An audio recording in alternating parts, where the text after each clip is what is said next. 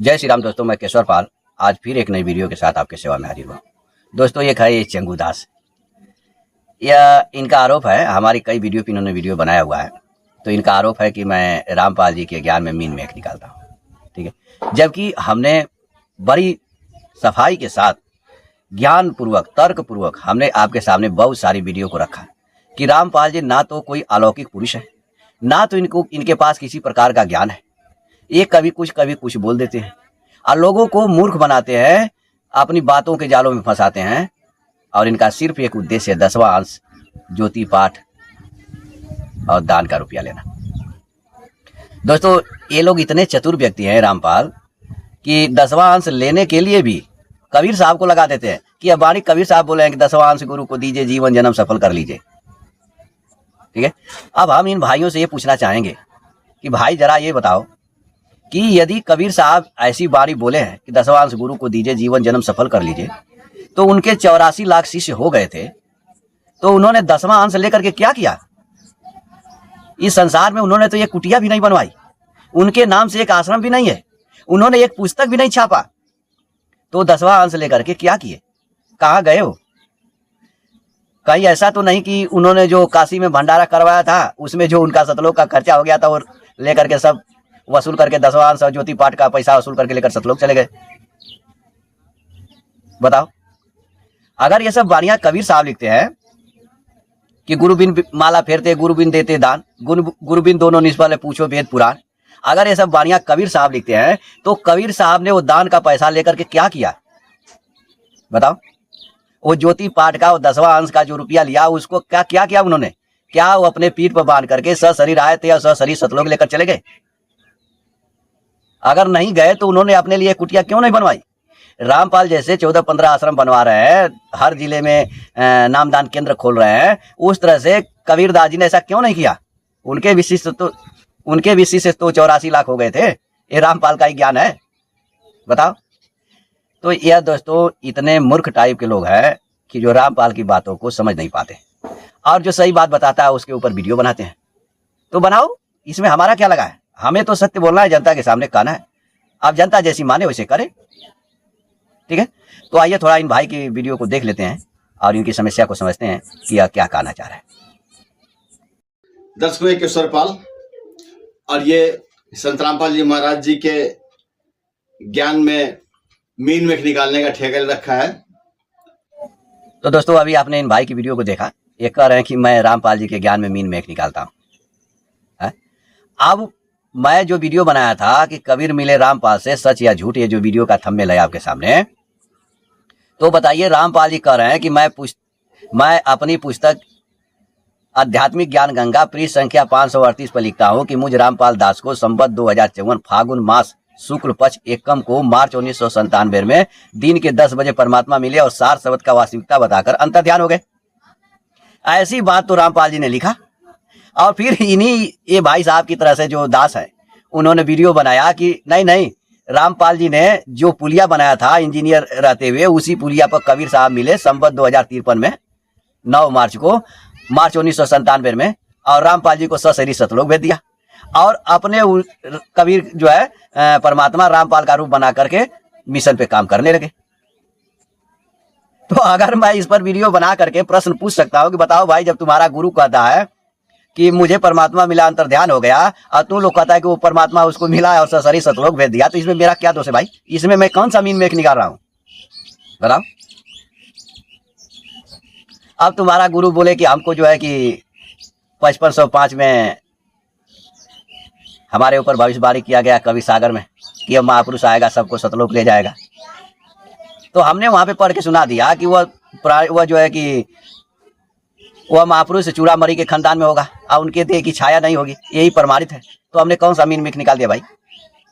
हमने आज तक जो भी वीडियो बनाया है उसमें क्या मीन मेख निकाला? हमने तो वही दिखा कि देखो भाई ये रामपाल ऐसे बोलते हैं, ऐसा चीज है। तो आइए थोड़ा सा भाई साहब की और वीडियो को देखते हैं, ये आगे और क्या कहना चाह रहे हैं। दर्शकों, इस केशवर पाल का एक जो शिकायत है हमारे लिए कि हम जब कभी भी कोई वीडियो बनाते हैं तो इसको शास्त्र नहीं दिखाते हैं, और शास्त्र भी दिखा दिया करें इनको कि शास्त्रों से हम बोल रहे हैं। तो अभी हम इनको एक शास्त्र से ही दिखा देते हैं कि श्री कृष्ण जी उर्फ विष्णु जी यानी कृष्ण जी बोल रहे हो या विष्णु जी बोल लो, एक ही बात है। तो अभी ये भाई साहब क्या बोल रहे हैं कि मैं इनसे कहता हूं कि शास्त्र भी दिखा दिया करो। तो हमने एक वीडियो हमारे ऊपर बनाए थे, तो उसमें हमने कहा था कि शास्त्र भी दिखाओ। जैसे रामपाल जी अपनी पुस्तक में लिखते हैं कि भगवान श्री कृष्ण 3 बार शांति दूत बनकर गए थे। तो हमने यही इनसे बोला था कि भाई ये दिखाओ किस शास्त्र में लिखा है कि भगवान श्री कृष्ण शांति दूत बनकर के 3 बार गए थे। तो ये दास ये सब नहीं दिखाते, ये अलग ले आते हैं कि ब्रह्मा विष्णु महेश की मृत्यु होती है, जन्मती है। अरे भाई, ब्रह्मा विष्णु महेश को तुम समझो पहले कि कौन है। तुम्हारे कहने से हम लोग मान ले कि ब्रह्मा विष्णु महेश का जन्म मृत्यु होता है और रामपाल नहीं मरेगा, कबीर नहीं मरते। इस संसार में कौन ऐसा प्राणी है जो आया और गया नहीं? कबीर आए थे तो क्यों चले गए?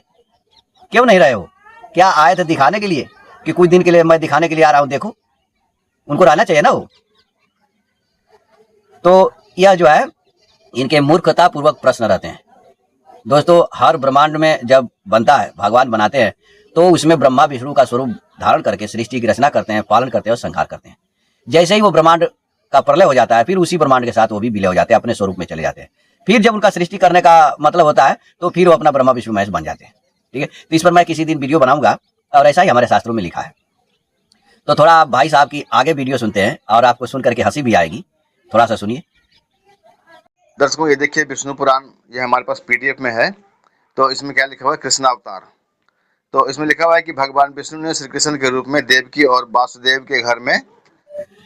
तो दोस्तों, अभी जो ये दास भाई पीडीएफ दिखा रहे थे, क्या ऐसा पीडीएफ आपने कभी देखा है? जो स्वयं अपनी ही आवाज को रिकॉर्डिंग करके बता रहे हैं, और वो पीडीएफ बता रहे हैं कि पीडीएफ है, देखो पीडीएफ है। ऐसा पीडीएफ आपने देखा है कहीं?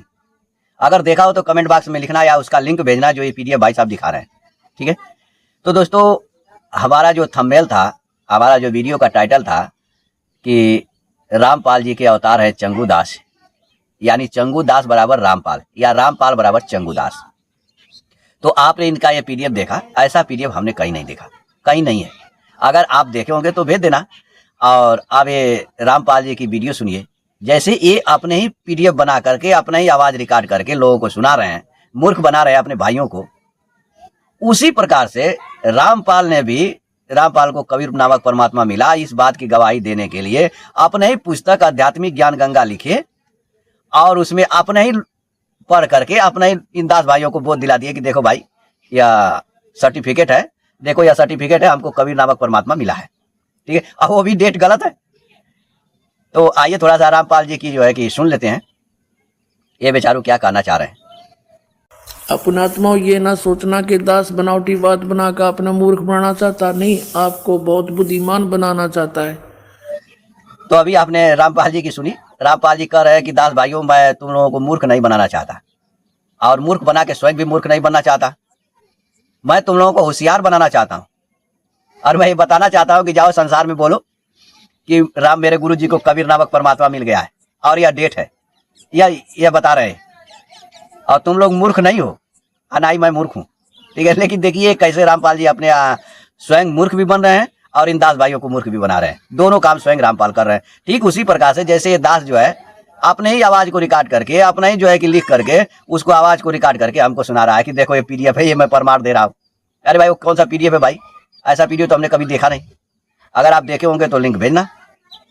ठीक है, अब देखिएगा सन 1997 के लिए कैसे आपको यकीन होगा, देखना। दास ने एक पुस्तक लिखी है आध्यात्मिक ज्ञान गंगा, और जो आपके कर कमलों में है, इसमें एक लेख है 538 पृष्ठ पे, यथार्थ कबीर पंथ परिचय नामक एक विषय है। और इसमें यहाँ लिखा है, मुझ दास यानी रामपाल दास को परमेश्वर कबीर साहिब जी संवत 2054 फाल्गुन मास शुक्ल पक्ष एकम मार्च 1997 को दिन के 10 बजे मिले थे, तथा सार शब्द की वास्तविकता और संगत को दान करने का सही समय संकेत देकर अंतर्ध्यान हो गए थे। और इसको यानी मुझे परमात्मा मिले थे, इसको अगले आदेश तक रहस्य युक्त रखने का आदेश दिया था। तो दोस्तों, अभी रामपाल जी की सुना, इस पर हमने वीडियो बहुत बनाई हुई है। यह कह रहे हैं कि आध्यात्मिक ज्ञान गंगा पृष्ठ संख्या 538 पे बता रहे हैं कि मुझ रामपाल दास को कबीर नामक परमात्मा संवत 2054 फागुन मास शुक्ल पक्ष एकम दिन में 10 बजे मिला और 60 शब्द की वास्तविकता बचाकर अंतर ध्यान हो गया। ठीक है, तो यह कैलेंडर है मार्च 1997 का, इसमें संवत 2053 है, और यह कैलेंडर है संवत 2054 का, और यह कैलेंडर है मार्च 1998 का, इसमें संवत 2054 है। यानी मार्च 1997 में संवत 2053 था, लेकिन रामपाल जी बोले कि संवत 2054 है। ठीक है, आज जो संवत 2054 था वो मार्च 1998 में था, तो रामपाल जी ने पक्का 1 साल झूठ बोला। यानी जो इन्होंने डेट बताया मार्च 1997 का, संवत 2054 का, वह उस समय था ही नहीं। संवत 2054 मार्च 1998 का है। ठीक है, तो यह रामपाल जो है स्वयं अपनी पुस्तक लिख करके अपने ही दासों को मूर्ख नहीं बनाने का प्रतिज्ञा कर रहे हैं, और अपने भी मूर्ख नहीं है, ये भी बता रहे हैं कि मैं भी मूर्ख नहीं बनना चाहता, लेकिन यह स्वयं मूर्ख बनाए भी और मूर्ख बने भी। उसी प्रकार से जैसे ये चंगुदास स्वयं अपनी ही आवाज को रिकॉर्ड किया, अपने ही वो लिख करके रिकॉर्ड भी किया, और लोगों को बता रहा है कि देखो मैं शास्त्र दिखा रहा हूं। ठीक है, तो आज के लिए इतना ही, फिर मिलेंगे नेक्स्ट वीडियो में, तब तक के लिए जय सीताराम।